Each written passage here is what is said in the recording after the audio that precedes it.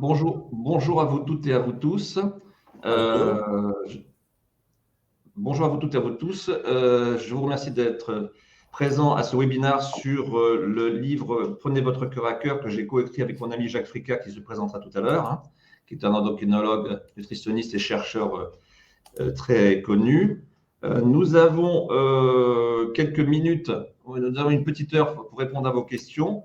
Mais en préambule, je voulais quand même vous dire le plaisir que j'ai eu avec Jacques Fricker d'écrire ce livre parce que le cœur est un organe noble, c'est un organe nourricier qui participe au bon fonctionnement de l'organisme et que vous savez que ce cœur en fait participe au bon fonctionnement de l'organisme, mais également nous aide, si vous voulez, à vivre le mieux possible, dans les meilleures conditions possibles et le plus longtemps possible. Et c'est ce qu'on vous souhaite à vous toutes et à vous tous. Vous savez que les maladies cardiovasculaires occasionnent 400 morts par jour. C'est la première cause de mortalité chez la femme, deuxième cause de mortalité chez l'homme.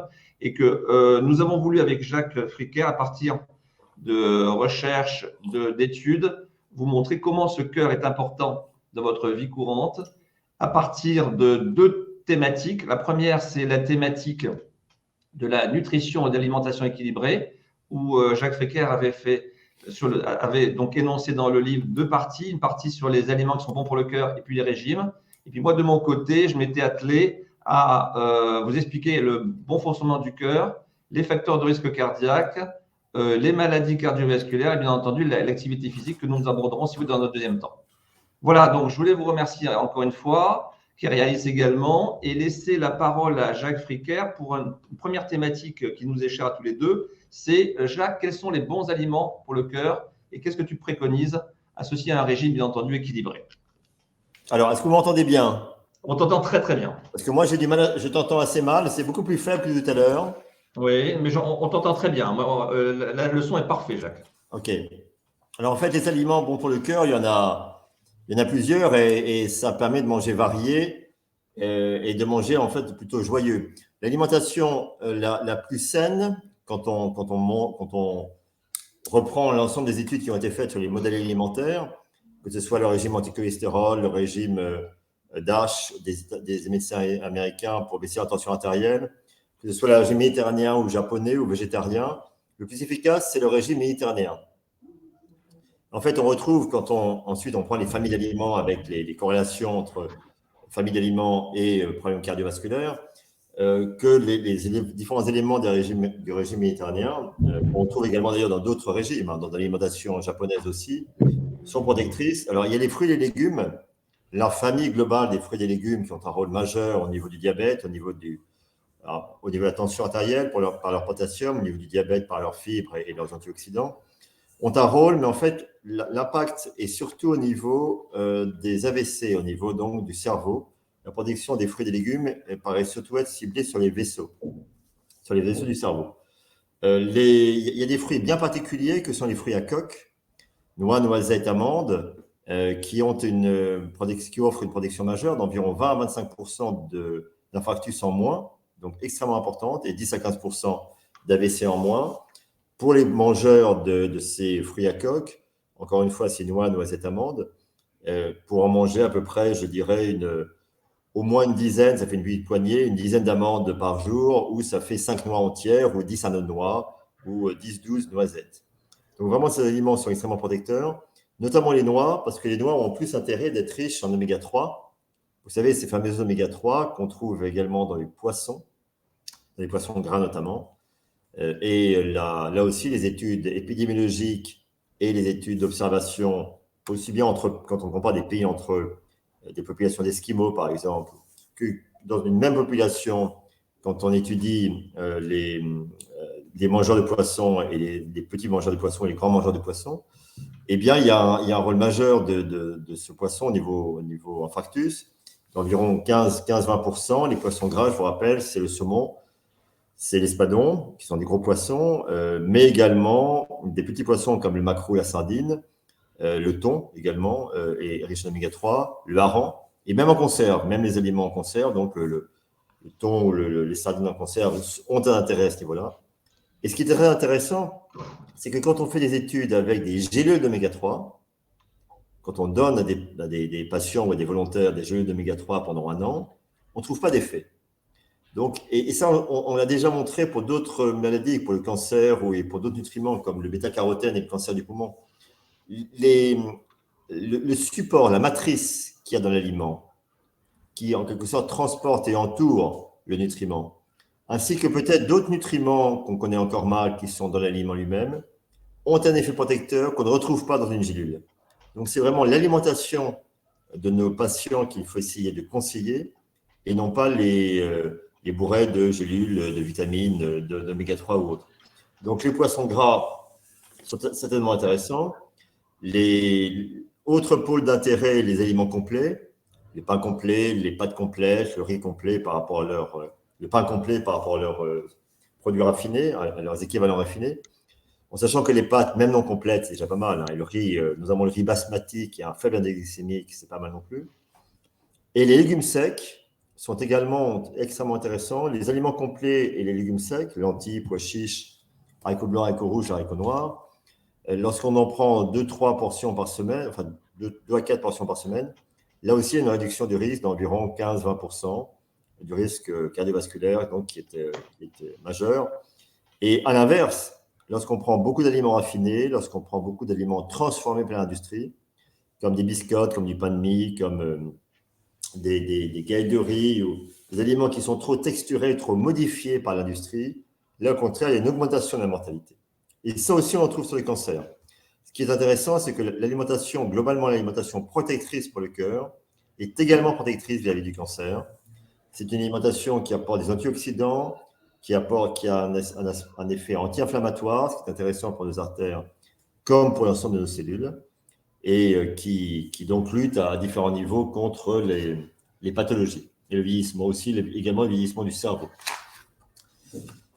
Alors, il y a des très bonnes surprises pour les gourmands. Il y a la bonne surprise, par exemple, que le chocolat noir, environ à 70% de cacao ou plus, offre une protection d'environ, pas énorme, mais d'environ quand même 8-10% de risque en moins, pour environ 100 grammes par semaine, ce qui fait une tablette par semaine.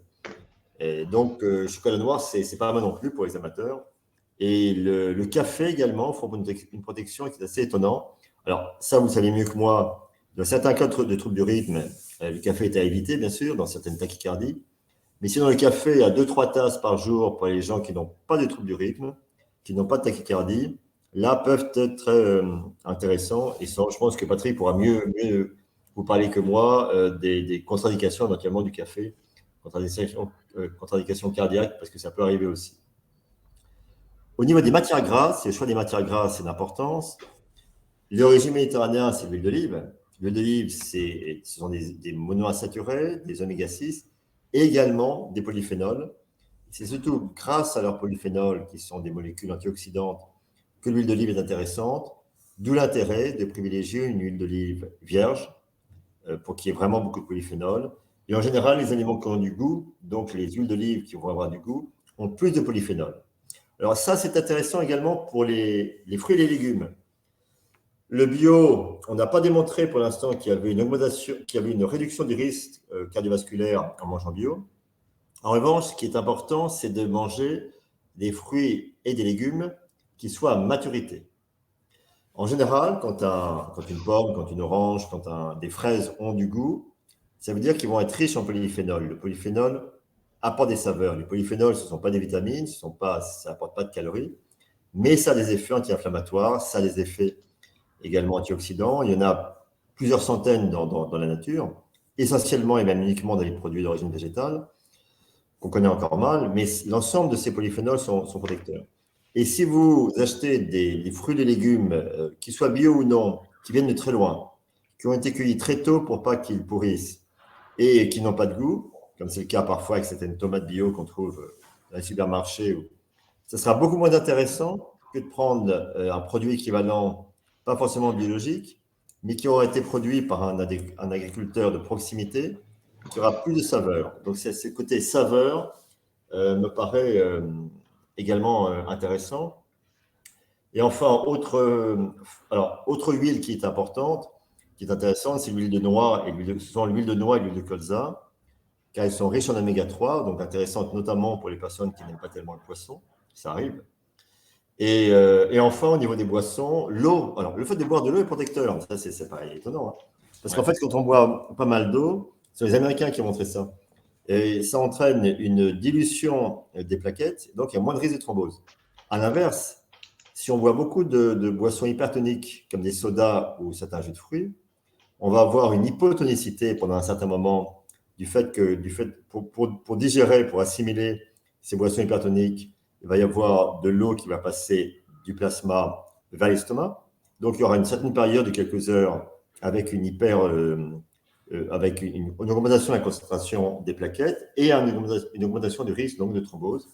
Donc, boire de l'eau, c'est bien. Heureusement, en France, on en boit. En Amérique, j'étais très frappé. Je crois qu'il y a 20% des enfants américains, seulement 20% des enfants américains boivent de l'eau plate plus d'un verre par jour, ce qui paraît aberrant pour nous. Et enfin, au niveau des boissons protectrices, le vin, à petite dose et régulière, est protecteur. Petite dose, ça veut dire un verre par jour. Comme vous le savez autant que moi, lorsqu'on augmente plus de 2 verres, il y a un risque neurologique, un risque cardiaque et un risque également, bien sûr, au niveau hépatique et au niveau cérébral et à pas mal de niveaux. Et ce qui est très intéressant pour expliquer certaines discrepancies, certaines contradictions entre les études, c'est que si on prend ces 7 verres hebdomadaires, un verre par jour, en fin de semaine, eh bien là, on a une mortalité qui augmente avec l'alcool. En revanche, ces 7 verres, un verre par jour, comme dans le bassin méditerranéen, eh bien là, la mortalité diminue très légèrement. On n'a bien sûr pas obligé de boire du vin pour se protéger. Il y a toujours un risque de dépendance quand on commence. Mais il y a donc une manière de boire qui est protectrice si on sait se limiter à un verre par jour en buvant de façon, pas forcément tous les jours, mais de façon non concentrée en fin de semaine. En revanche, si on boit tout au même moment, là, ce n'est pas bon pour le cœur. Donc voilà, il y a différentes pistes. Il y a d'autres choses encore, mais ce sont, je dirais, les éléments les plus intéressants. On n'a pas parlé là des aliments qui sont à l'inverse néfastes, parce que je pense qu'il vaut mieux d'abord, avant tout, parler de ce qui est protecteur de manière positive à nos patients. Et alors, ne croyez pas non plus qu'on soit obligé de tout conseiller aux patients. Il faut bien sûr prendre en compte ses possibilités financières, ses goûts, les habitudes de vie, pour finalement, avec tout le panel d'aliments protecteurs qu'on a, ne pas imposer, dire vous devez manger tout ça et tous si vous voulez vous protéger. Non. Si on n'aime pas les noix, eh bien, on trouve autre chose. Si on n'aime pas les fruits à coque, on n'est pas obligé d'en manger pour se protéger. On va manger des fruits, des légumes, des aliments complets. Si on n'aime pas les lentilles, eh bien, on n'en mange pas et on trouve ailleurs. Vous voyez, il y a toujours une solution pour arriver à conseiller nos patients de manière souple et personnalisée. C'est ce qui fait tout l'intérêt d'une consultation en nutrition. Et je pense en cardiologie, c'est pareil dans votre domaine pour les différents traitements. Bien sûr. Merci beaucoup, Jacques. Moi, je vais embrayer en attendant les questions parce que je ne vois pas les questions arriver. Tu m'entends, Jacques? Très mal, oui. Oui, je disais qu'il n'y a pas de questions pour l'instant. Donc, je vais passer, si vous voulez, à l'autre partie qui nous a paru intéressante avec Jacques. C'était l'activité physique. Parce que je ne vous cache pas que… Les questions sont situées dans l'onglet questions. Moi, je ne les ai pas, en tout cas. Hein. Ah oui, pardon. Pardon, je ne les ai pas vues. Alors, il y a… tapez votre réponse. Alors, attendez, je ne bois pas d'eau plate, mais… Très, très faible, c'est très faible. Oui, je ne vois pas ça. Il y a Muriel Mesnet qui m'a dit « Je ne bois pas d'eau plate » et après, je n'arrive pas à lire. Hein. Je suis désolé. Caroline Jacques qui dit « Bonjour, est-ce qu'il y a une marque d'eau plus protectrice à privilégier? Merci. » Jacques? Je crois qu'il ne m'entend pas. Alors, Madame Masnet, oui, je ne bois pas d'eau plate, mais un peu de café et de la chicorée dans de l'eau, est-ce bon? Jacques? Oui, pardon? Oui, voilà. Donc, je te lis la question de Madame Mézeret, pardon. Je ne bois pas d'eau plate, mais un peu de café et de la chicorée dans de l'eau, est-ce bon? C'est bien? C'est bien, en fait. Hein. C'est bien, ne vous inquiétez pas. C'est bon. Je crois que Jacques ne nous entend pas très, très bien. Voilà, moi, je m'entends très mal. Hein. Oui. Je m'entendais bien Non, au début, là, plus du tout maintenant. Bon, c'est bien. Muriel Mesnet, c'est bon, c'est bien. Vous pouvez continuer comme ça. Bonjour. Est-ce qu'il y a une marque d'eau plus protectrice à privilégier? Jacques. Une marque d'eau? D'eau. Non. Alors, il n'y a pas vraiment des marques d'eau à privilégier. privilégier. Globalement, on a plutôt intérêt à privilégier des eaux qui sont riches en minéraux. Donc, des eaux pauvres en minéraux comme Volvic, par exemple, pour ne pas la citer, ce n'est pas idéal pour le cœur. Ça peut être intéressant pour des biberons ou pour d'autres choses. Il vaut mieux prendre des eaux plus minéralisées. Mais en fait, globalement, l'eau du robinet est bien. Alors, on peut prendre également, si on parle de marque, Evian, Vittel. Les eaux pétillantes, à mon avis, n'ont pas de problème, ne posent pas de problème. Ce n'est pas du chlorure de sodium, mais du bicarbonate de sodium, qui est peu ou pas hypertensif, à ma connaissance, hein, mais tu auras peut-être un autre avis. Donc, ça peut être de l'eau plate, de l'eau pétillante, de l'eau du robinet. Là, l'important, c'est de boire de l'eau, et qui est également important pour le rein, pour éviter les calculs rénaux, et essayer de boire au moins 1,5 litre, tout compris, le thé, le café, la tisane, le potage, au moins 1,5 litre, et l'eau, bien sûr, par jour, que ce soit tout au long de la journée, en fait. Marie-Joëlle Auger, eau plate ou gazeuse? Oui, eau plate ou gazeuse, donc ça serait je dirais au choix de chacun, sur le goût de chacun. Alors, moi, je vais répondre à cette question, eau plate ou gazeuse. Alors, gazeuse, pardon? Je réponds à cette question aussi pour les insuffisants cardiaques, en fait, hein, parce que les insuffisants cardiaques ne sont pas autorisés à prendre des eaux gazeuses parce qu'il y a du sel, mais les eaux plates sont privilégiées dans tous les cas, en fait. Hein. Alors, Maryse Battaglio, pardon, 1,5 par jour, quels sont les effets secondaires? Mais 1,5 de quoi, pardon? Ça, je ne sais pas. J'ai pas compris.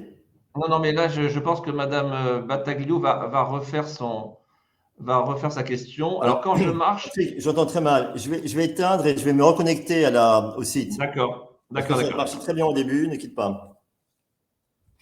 Je te laisse parler pendant ce temps et je me reconnecte.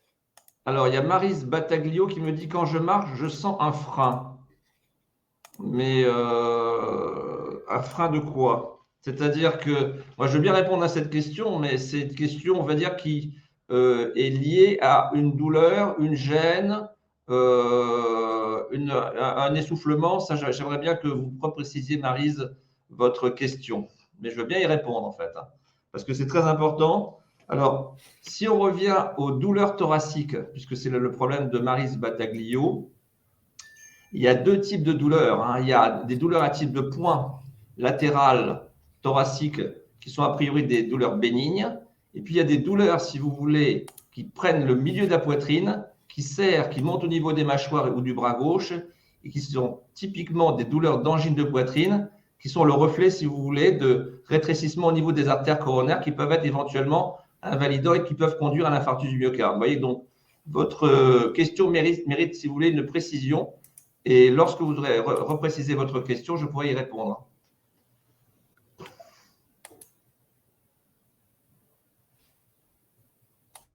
Alors, est-ce que le bétaxolol est un médicament à vie?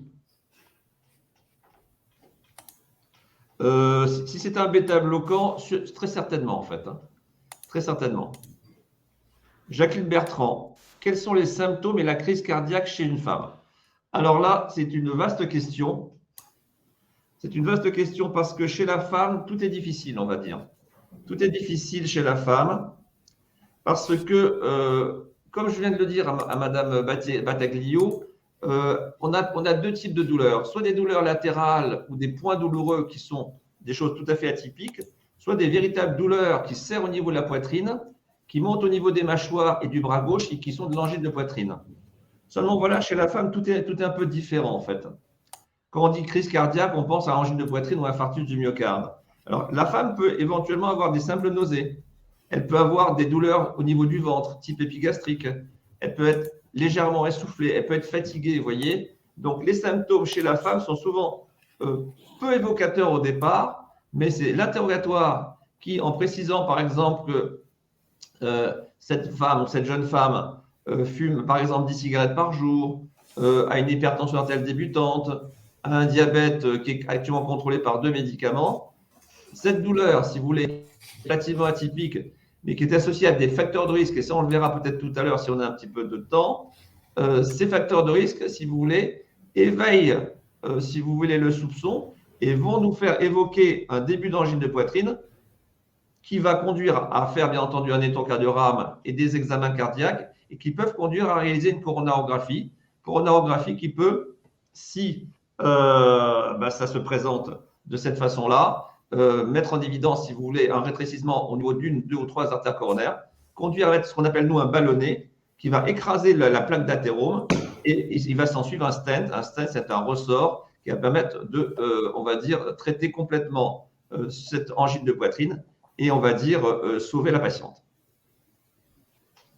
Alors, il y a des questions sur les biscottes complètes. Ah, vas-y.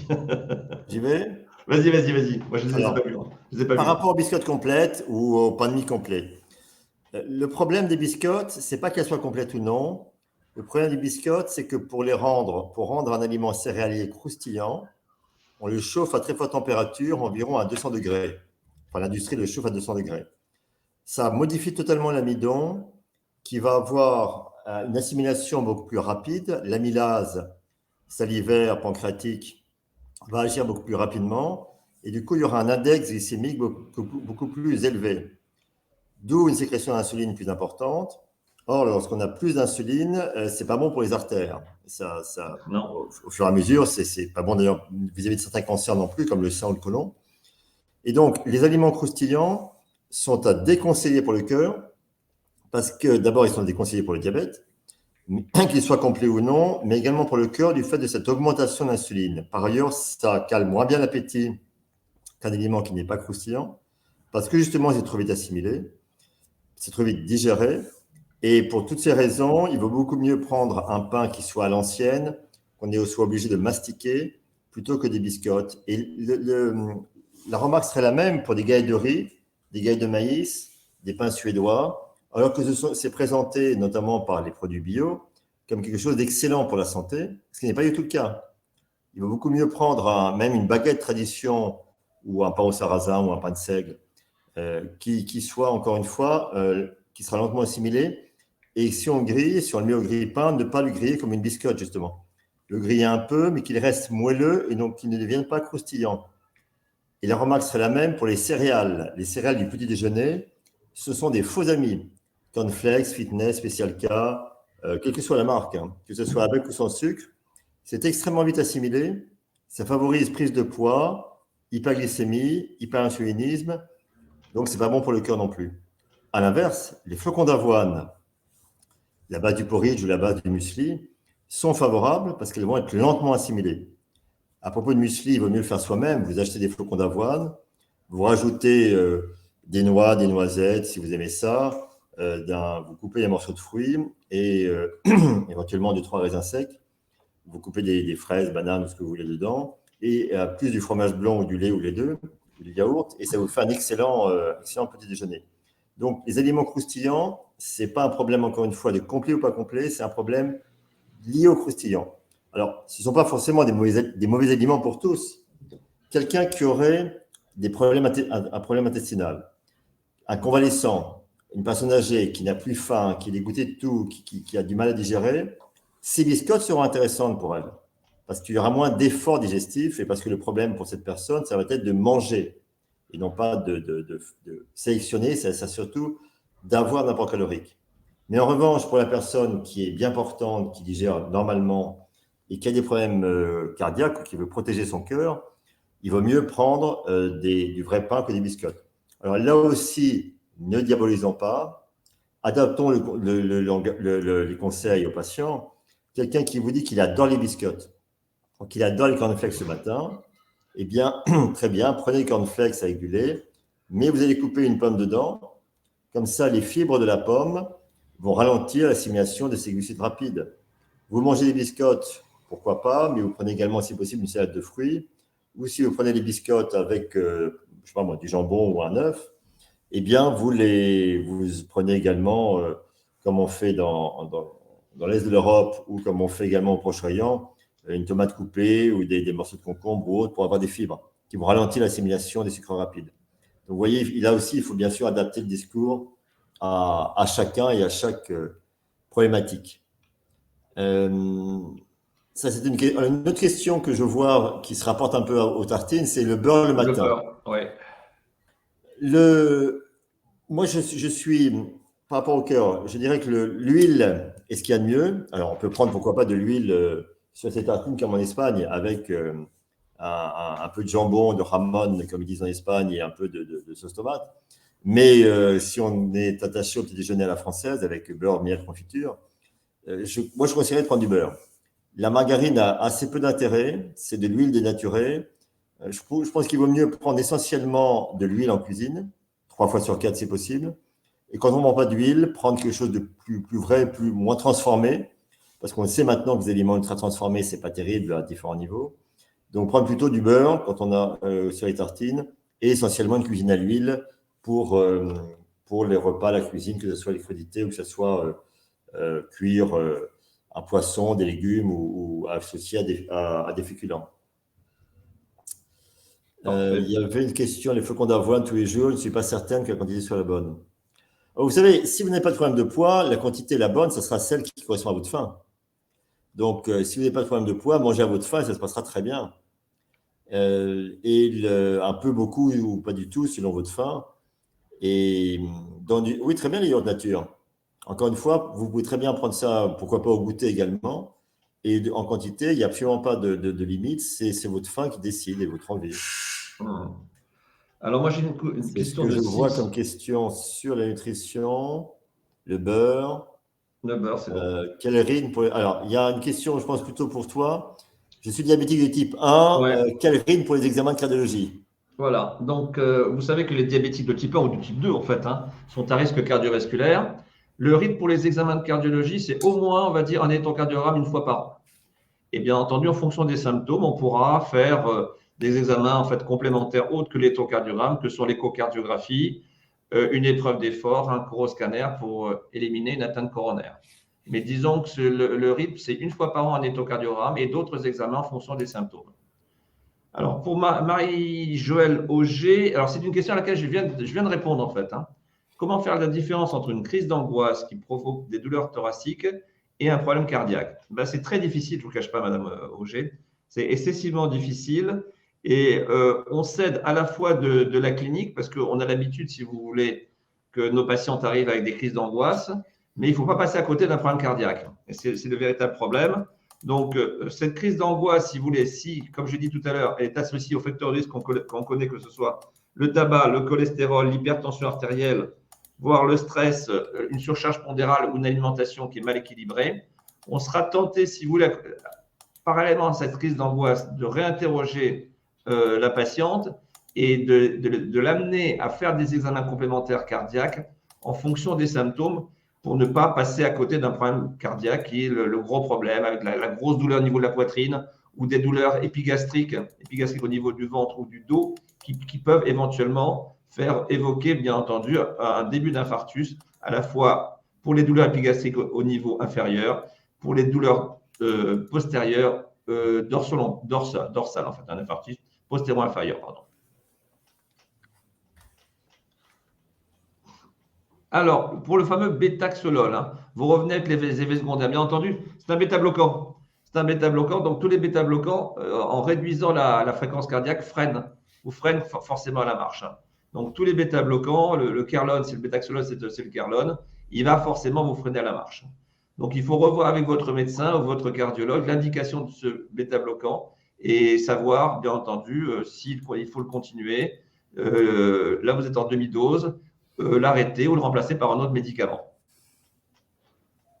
Biscotte ou pain complet, Jacques? Pardon? Biscotte ou pain complet? Biscuit ou pain complet, j'ai répondu tout à l'heure. Je conseille beaucoup plus le pain complet. Voilà. Donc, on avait à peu près répondu sur le biscuit de pain complet. Là, il y a une question sur l'eau. Eau gazeuse et peu d'eau plate, il n'y a pas de problème. Vous pouvez très bien prendre de l'eau gazeuse, de l'eau du robinet gazéifiée. Et eau plate ou eau gazeuse, c'est vraiment comme on préfère. Et une personne également qui boit pas d'eau plate, mais un peu de café, de la chicorée. Alors, la chicorée, je pense qu'on peut en boire plusieurs verres ou plusieurs tasses comme la tisane. Vous pouvez très bien boire très peu d'eau et boire pas mal de tisanes traditionnelles à la place, ou du thé vert, et ça sera bon. Alors attention à certaines tisanes. Heureusement, maintenant, on en vend moins. Mais à un moment, il y avait une mode de certaines tisanes chinoises dites pour maigrir, Oui. et qui étaient toxiques. Et il y a eu des insuffisances rénales graves liées à ces tisanes. Donc, évitez tout ce qui est tisane miracle, mais une tisane traditionnelle, que ce soit tilleul ou autre, je ne pense pas qu'il y aura de problème particulier. Il y avait une question sur café, hypertension. Combien de tasses de café par jour, Patrick? C'est plutôt toi qui pourras répondre. Oui, alors le problème du café, c'est pas tellement l'hypertension, c'est la tachycardie en fait. Parce que si vous prenez 7 à 8 tasses de café, vous aurez forcément votre cœur qui va s'accélérer. Et comme il va s'accélérer, il va faire monter la pression artérielle. Voilà, donc à mon avis, comme le dit Jacques, 1 à 3 tasses de café par jour, à mon avis, c'est un bon choix. Au-delà, et si vous avez une hypersensibilité, vous risquez d'accélérer votre cœur, de vous inquiéter peut-être à tort ou à raison, et de faire monter votre tension, en sachant que l'hypertension artérielle, j'embraye sur l'hypertension parce qu'on n'aura peut-être pas le temps, comme il y a un rythme de question qui est très soutenu, l'hypertension artérielle reste quand même le premier facteur de risque cardiovasculaire au monde. Donc attention à cette hypertension artérielle. Sur les 63 millions de Français, il y a au moins 15 à 20 millions de Français qui sont hypertendus. Donc ça fait 1 Français sur 3 qui est hypertendu, ce qui est énorme en fait. Donc, sachez que l'hypertension, c'est le silent killer, c'est le tueur silencieux, et que ce tueur silencieux, il faut le diagnostiquer le plus rapidement possible, le traiter. Pourquoi le traiter? Parce que cette hypertension artérielle risque de, 1, décompenser votre cœur, 2, d'entraîner un infarctus du myocarde, et 3, éventuellement, de causer un accident vasculaire cérébral. Donc, vous avez tout intérêt, si vous voulez, lorsque vous avez des maux de tête derrière la tête, lorsque vous êtes chancelant, vous avez des vertiges, ou vous avez une démarche ébrieuse, ou si vous avez pris du poids de façon récente et que vous consommez beaucoup de sel, en sachant qu'il ne faut pas dépasser 5 grammes de sel par jour, Jacques le confirmera, ben vous risquez d'être hypertendu. Et cette hypertension associée à un risque éventuellement d'intoxication tabagique, de cholestérol et de diabète risque de majorer votre risque cardiovasculaire. Donc, sachez que l'hypertension artérielle, il faut la reconnaître, il faut la traiter pour prévenir les complications cardiovasculaires.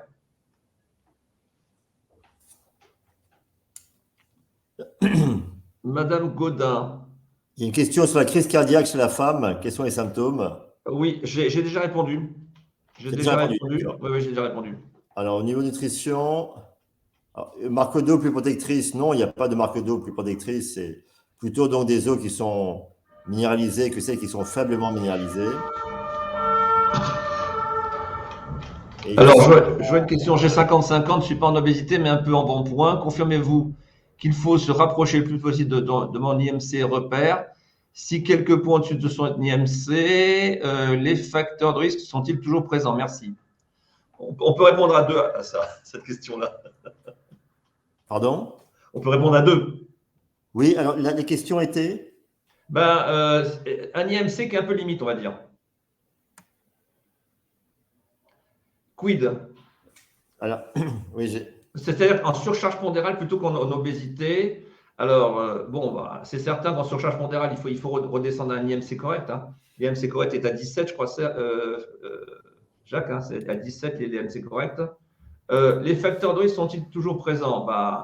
Si vous avez une surcharge pondérale et si vous y associez un tabac, vous y associez du stress, un cholestérol, une hypertension artérielle, vous aurez une somme de facteurs de risque qu'il va falloir traiter en fait. Donc, si vous commencez déjà par éviter d'avoir un embonpoint, vous pourrez plus facilement traiter les autres facteurs. Allô? Oui. Alors, ça, c'est une question pour moi. À quoi correspond une diastolique élevée lors des automesures alors que la diastolique est normale? Non, attendez. À quoi correspond une diastolique élevée à 9? À 9? Ah, là, c'est mieux, oui, c'est bon. Alors que la diastolique est normale. Non, vous voulez dire que la systolique est normale, je pense. Je suis sous Aproel 150. Alors, 11,9, 12,9. Oui, alors, oui, pour répondre à votre question, en effet, la systolique peut être normale, mais la diastolique peut être un petit peu élevée. On autorise, si vous voulez, des chiffres de pression artérielle qui ne dépassent pas 140 sur 90, 14,9. Donc, lorsque vous avez une tension à 11,9, 12,9, sous coaprovel, vous pouvez estimer que vous êtes bien traité et qu'il faut conserver ce médicament.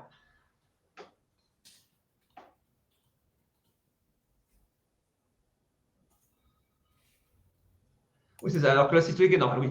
C'est ce que je vous ai expliqué. Alors, la diastolique, si vous voulez, ça correspond au remplissage passif. Et la systolique, à la phase active du cœur. Donc, 11,9, 12,9, vous êtes bien. Donc, vous pouvez conserver le coaprovel, Madame Caroline Jacques.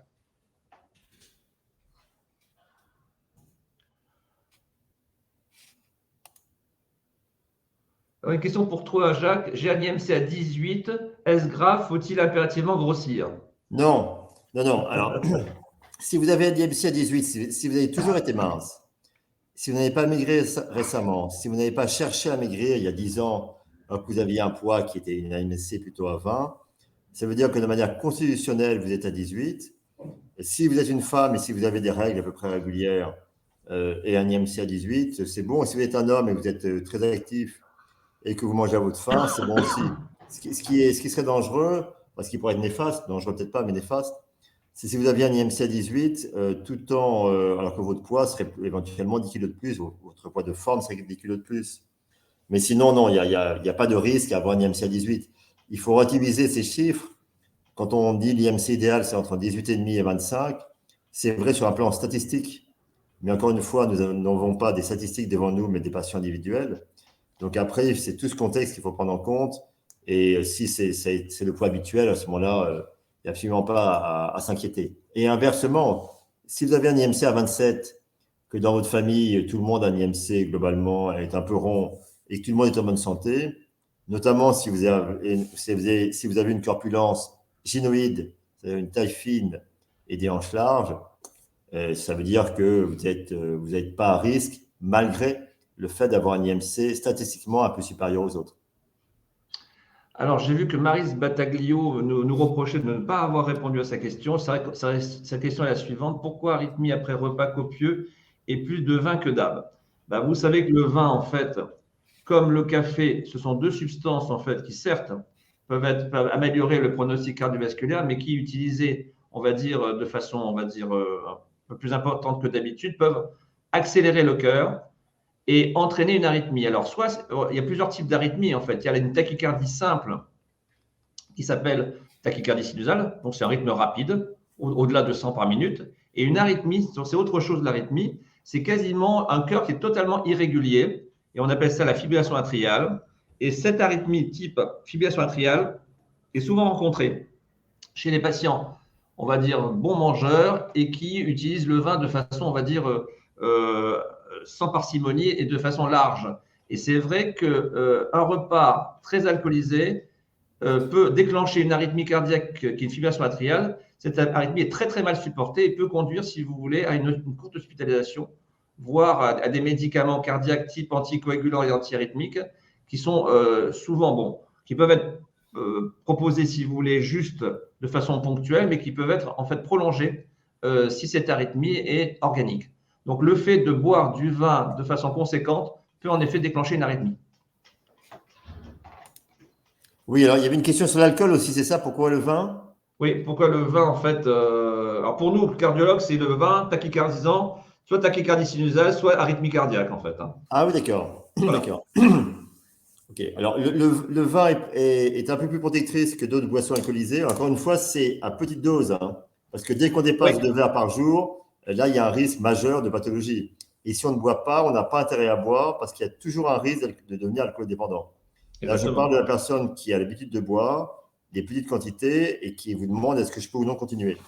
Si elle boit de manière non massive en fin de semaine, mais de façon un peu répartie dans la semaine. En fait, le vin est un peu plus protectrice que les autres boissons à cause des polyphénols, notamment du vin rouge, et notamment les vins rouges tanniques, style Côte-du-Rhône, Bordeaux, Sud-Ouest, qui sont les plus riches en polyphénols. Et outre la molécule d'alcool, qui à petite dose, encore une fois, est protectrice, qui augmente le HDL, sauf chez les personnes pour qui le HDL est génétiquement très bas, eh bien, le vin rouge sera donc encore un peu préférable. en sachant bien sûr que la meilleure manière d'augmenter son HDL, c'est le sport. Et que le sport dont on a peu parlé jusqu'à présent, et dont on parle beaucoup dans notre livre « Prenez votre cœur à cœur », aussi bien au niveau théorique que pratique, le sport a un rôle majeur dans la protection cardiaque, aussi bien de même que dans le traitement du diabète ou dans le maintien d'un poids normal. Le sport ou l'activité physique quotidienne, l'idéal là étant de marcher ou de courir au moins 5 km par jour. C'est vraiment le niveau optimal.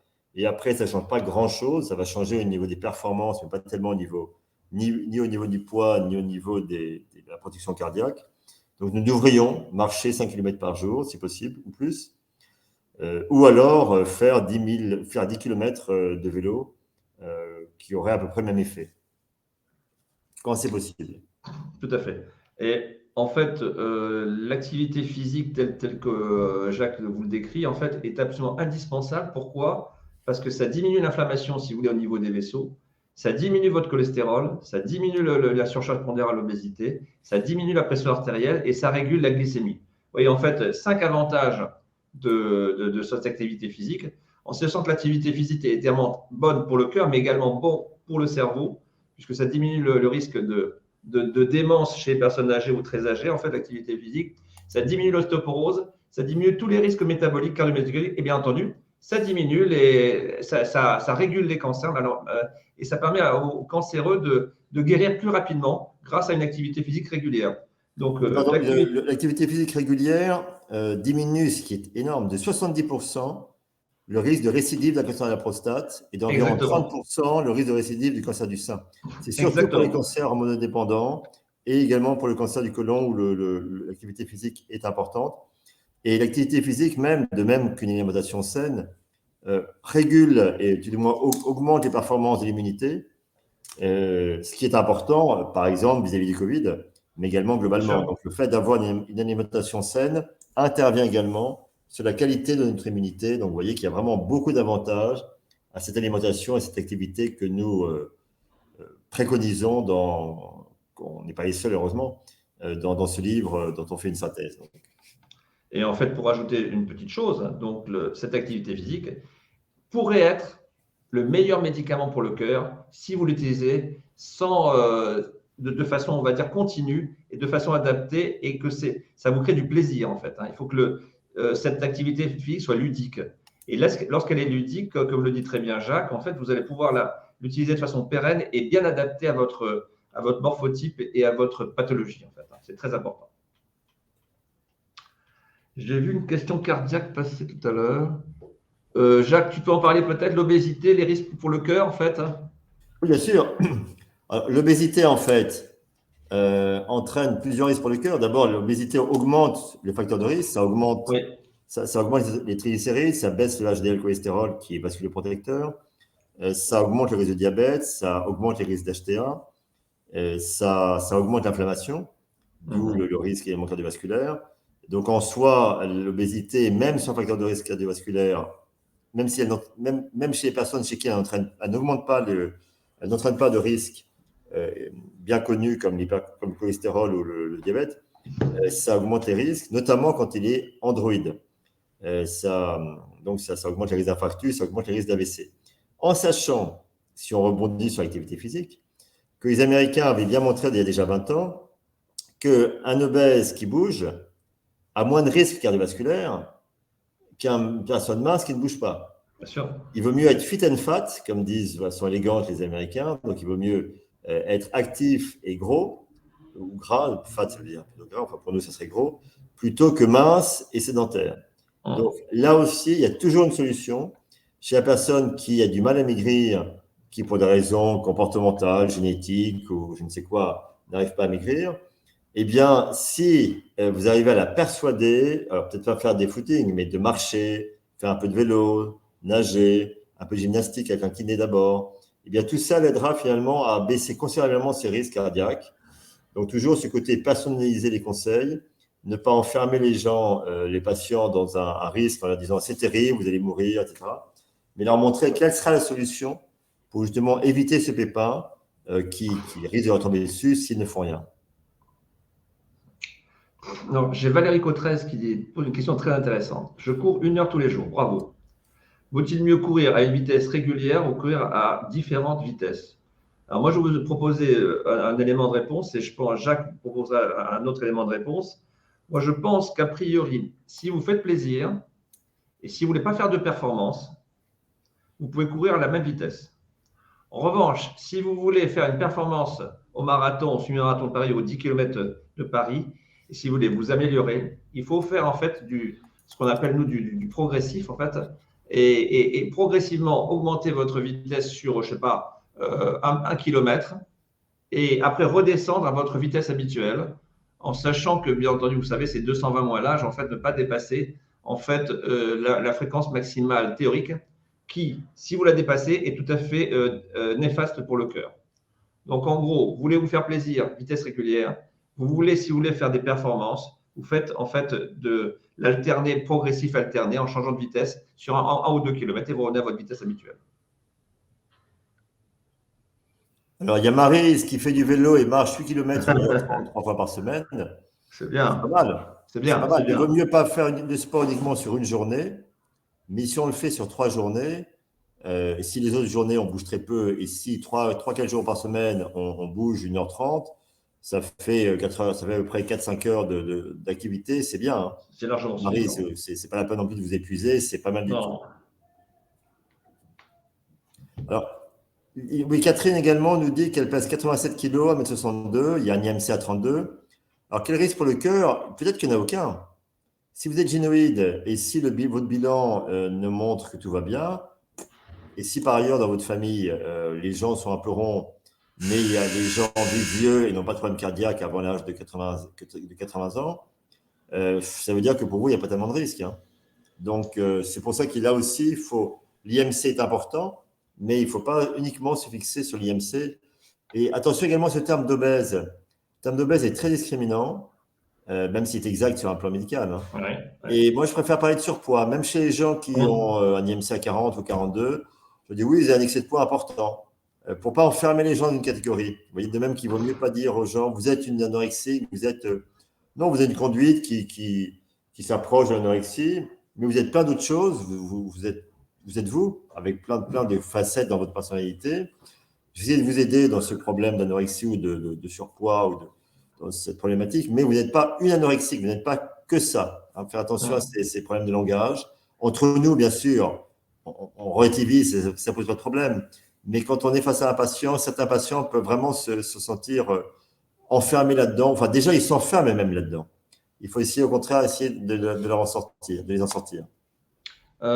Juste pour répondre au terme d'obésité, moi je ne l'aime pas non plus, moi je mets toujours une forte surcharge pondérale, mais quand on a cet IMC qui est un petit peu élevé, on a tout intérêt quand même à faire une prise de sang régulière pour éviter de se trouver avec un diabète et de se retrouver avec du cholestérol en type LDL cholestérol très élevé en fait. Donc suivez le conseil de Jacques, mais surtout quand même surveillez votre cholestérol et votre glycémie pour éviter d'être à la fois diabétique et à la fois être hypercholestérolémique. Alors, est-ce que le manque de sommeil joue sur l'arythmie? Oui. Oui, oui et oui. En fait, toutes les études, et on l'a montré dans le livre coécrit avec Jacques, que le manque de sommeil ou trop de sommeil, si vous voulez, jouait sur l'arythmie cardiaque. Et on sait, par exemple, et ça a été prouvé que… Excusez-moi. Et on sait que les patients qui ont de l'apnée du sommeil, c'est-à-dire qui ont des pauses respiratoires dans la nuit, font plus que les autres personnes de l'arythmie. Et ces patients qu'on nomme, si vous voulez, qui ont anciennement le terme de Pickwick, qu'on avait nommé Pickwick il y a du temps de Charles Dickens, et qui ont actuellement de l'apnée du sommeil, c'est-à-dire qui ont un ronflement nocturne, une fatigabilité le matin, et qui sont obligés de dormir après le repas de midi, nécessitent, lorsqu'elles ont des pauses respiratoires importantes, de mettre en place un appareillage qui s'appelle une PPC, pression positive, pour justement faire en sorte que ces pauses respiratoires disparaissent dans la nuit, qu'elles aient un sommeil réparateur, et ce sommeil réparateur va se manifester sur, une qualité de vie bien entendu augmentée, 2, le risque d'hypertension, parce que ces patients peuvent développer une hypertension artérielle, 3, le risque de diminuer le risque d'accident vasculaire cérébral, Et 4, bien entendu, le risque de prévenir un infarctus du myocarde. Vous voyez qu'en fait, ce syndrome d'apnée du sommeil que l'on découvre depuis une dizaine d'années, en fait, qu'on ne sait pas avant, et qu'on ne trouve que si on le cherche, il nécessite d'être traité parce qu'il prévient toutes les maladies cardiovasculaires que je viens vous citer. Alors, à propos de sommeil et de rythme, en fait, contrairement à une idée reçue, on peut manger plus ce soir qu'à midi. Donc, le rythme alimentaire doit vraiment être adapté en fonction de chaque personne. Il y a des gens qui préfèrent manger plus à midi, d'autres plus ce soir. En général, avec notre rythme de vie, où on n'a pas tellement de temps pour manger au déjeuner parce qu'on travaille, et notamment les médecins, mais également d'autres, on préfère manger assez léger à midi au déjeuner. En plus, on est plus performant dans l'après-midi si on mange léger. On s'endort moins. Il y a moins de somnolence postprandiale. Et par contre, se détendre en mangeant un peu plus ce soir, en famille, en couple ou même seul. Donc, ne pas hésiter à laisser chacun de vos patients choisir. Alors, le plus mauvais rythme, c'est le jeûne total qui est à la mode actuellement. Alors, ça, c'est idéal pour avoir un arrêt cardiaque. Oui. Ça, c'est vraiment, il faut surtout éviter. Il y a même, je viens d'apprendre aujourd'hui par un collègue qui a une émission sur Arte qui fait l'éloge du jeûne, ce qui est totalement absurde. Ce sont des vastes escroqueries où on paye très cher pour ne rien manger. C'est un modèle économique extraordinaire. C'est-à-dire vous faites les meilleurs gens dans votre institut, ils ne mangent rien et ils payent très cher.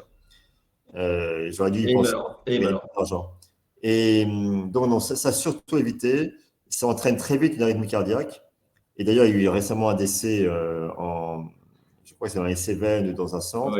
Oui, mais déjà, en Amérique, quand j'ai commencé médecine avec Apfelbaum, j'ai fait toute une revue de la littérature quand j'étais à l'INSERM sur le sujet des diètes protéinées et du jeûne total. Et en fait, en Amérique, il y avait eu la grande mode du jeûne total dans les années 50. Il y avait eu une flambée de mortalité par arrêt cardiaque, par trouble du rythme. Du coup, ça avait été interdit par la FDA parce qu'il y avait des bouquins qui préconisaient ça à des cliniques. Et puis, c'est à partir de là qu'il y a eu les diètes protéinées où on donnait des sachets. C'est pas terrible, mais c'est quand même moins pire. Il n'y a pas ce risque cardiaque. Et en fait, on n'en a plus entendu parler du jeûne. Et puis maintenant, ça revient à la mode. C'est vraiment amusant, c'est comme pour tout, comme c'est cyclique. Et il faudra qu'il y ait plusieurs morts pour qu'on se dise, ah ben non, finalement, c'est pas bon du tout le jeûne total. Donc surtout, le jeûne d'une journée, c'est pas un problème. Mais dès qu'on dépasse 3-4 jours de suite, là, il commence à y avoir des risques, notamment, bien sûr, au bout de 10-15 jours. Alors, je pense que ça va être une des dernières questions à laquelle on va répondre tous les deux avec Jacques. Patricia Le Guyader, il y a qui me dit « J'ai 63 ans, je promène ma chienne 2 fois par jour, 30 minutes. Je suis loin des 5 km de marche par jour conseillés. » Pour vous répondre à la question, je sais que Jacques aussi va vous répondre aussi parce qu'il aime bien répondre à cette question-là. Mais écoutez, 2 fois par jour, 30 minutes, c'est pour moi excellent. Oui. Bien entendu, vous n'allez pas faire les 5 km, mais on ne vous oblige pas à faire les 5 km en fait. On oblige à faire au moins une activité physique de 30 minutes, que ce soit de la marche, du jardinage, que vous fassiez vos courses, que vous alliez je ne sais pas où, etc., que vous arrêtiez un métro avant pour rentrer chez vous et vous allez faire vos 20 ou 30 minutes de marche par jour, que vous montiez les escaliers au lieu de prendre l'ascenseur. Tout ceci est bon. En fait, tout ce que notre théorie à Jacques, c'est bouger le plus possible dans la journée. Ne vous souciez pas de votre montre connectée, bougez, et vous verrez votre cœur va être très content et va vous remercier. Absolument. Un élément de réponse peut-être aussi de ton côté? Non, effectivement, je suis tout à fait d'accord. C'est déjà, si vous marchez 1 heure par jour, c'est remarquable. Et il y a une question également sur viande rouge, volaille ou poisson. Vas-y. En fait, il semble que le poisson, et notamment les poissons gras, sont très intéressants. Et globalement, il vaut mieux manger plus souvent de la volaille que de la viande rouge. Et dans les viandes rouges, choisir les viandes rouges les moins grasses. Mais manger de la viande rouge 2-3 fois par semaine, ce n'est pas non plus un problème. Alors, ce qui n'a vraiment aucun intérêt, ce sont entre guillemets, les viandes végétales, qui sont des légumes secs ou des céréales transformées. Soit on mange de la vraie viande, enfin pour moi, soit on mange des lentilles, du riz complet, mais commencer à prendre un truc qui a été transformé, texturé, qui est complètement un aliment ultra transformé, qui en plus entraîne pas mal de pollution parce qu'au niveau emballage, au niveau production et autres, autant prendre des lentilles, du riz et un yaourt avec un peu de concombre qu'on fait les hindous plutôt que de prendre ces substituts. C'est vraiment Je trouve ça absolument ridicule, ce genre de produit, personnellement, et vraiment pas d'intérêt au niveau nutritionnel. Même si ça devient très à la mode. Je crois qu'on n'a plus de questions. Il est 14 heures. S'il y a encore une autre question, on est prêt à répondre avec Jacques. Je ne vois plus de questions. Il y avait une question sur la chrononutrition. Je n'ai pas vu. Où donc, pardon? Il y avait une question sur la chrononutrition. Alors vas-y, parce que ça sera la dernière question, je pense. Donc, la chrononutrition, c'est ni dangereux, ni particulièrement intéressant. Ça impose des règles, du coup, ça facilite parfois la perte de poids, mais il n'y a aucune base métabolique, il n'y a aucune base scientifique, si on peut dire. C'est une manière de conduire les gens à manger moins. Donc, si ça convient à la personne, si finalement ça lui donne une discipline qu'elle apprécie, qui lui va bien, il n'y a pas de danger à le faire. Mais l'imposer à quelqu'un qui n'aimerait pas manger comme ça n'a strictement aucun intérêt. Encore une fois, la clé, c'est vraiment le fait de personnaliser 2, 3, 4 ou 5 repas par jour, manger plus à midi ou le soir, tout ça. C'est en fonction de chacun, mais en gardant les bases qu'on a vues au départ, avec les aliments sains et à privilégier, les aliments moins sains, non pas à bannir, mais à manger moins souvent. Ben voilà, je crois qu'on arrive à la fin de notre conférence. J'espère que ça vous a convenu. N'hésitez pas à revenir chez Cardialis si jamais vous avez d'autres questions. On vous répondra par mail si vous le souhaitez. En tout cas, moi de mon côté. Bon, on a été ravis de converser. Bon, c'est le chat, c'est pas une conversation, si vous voulez, mais bon, c'est quand même très, très bien. Je vous conseille, si vous ne l'avez pas encore acheté, prenez votre cœur à cœur de chez Odile Jacob. Vous verrez, vous avez des tas de choses qui vont être intéressantes. Et puis nous, on essaiera, si vous voulez, avec Jacques et Caralis, si jamais il y a d'autres personnes qui souhaitent, de refaire notre conférence, mais ça dépend de Caralis. Voilà, merci beaucoup. J'espère que vous avez compris que l'activité physique et une alimentation équilibrée étaient les deux clés, si vous voulez, pour faire en sorte que vous puissiez vivre le plus longtemps possible en bonne santé, associé à la correction des facteurs de risque. Prenez plaisir à vivre, prenez plaisir à avoir une alimentation équilibrée et merci beaucoup, en tout cas, pour votre accueil chez Caralis et vous tous. Merci Jacques, merci à vous. Merci à toi Patrick et merci à tous pour votre écoute. Et n'hésitez pas pour moi aussi à m'envoyer à manifester vos questions et je vous répondrai également par mail. Merci.